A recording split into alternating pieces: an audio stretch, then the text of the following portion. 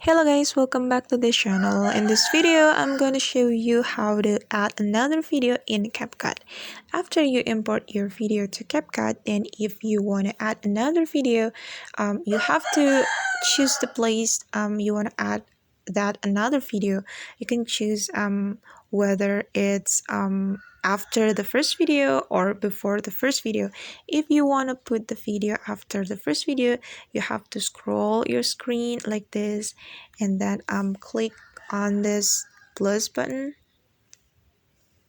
and choose the video that you want to add to your project, and wait for a moment.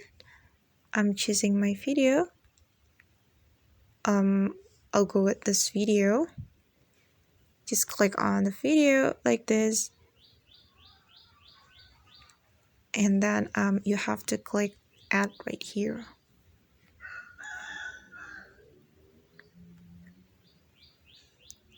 Okay guys, now the video has been added to Capcut, and that's how we can add another video in Capcut. I hope this video will help you. Thanks for watching, and don't forget to like, leave your comments, and also subscribe this channel. See you!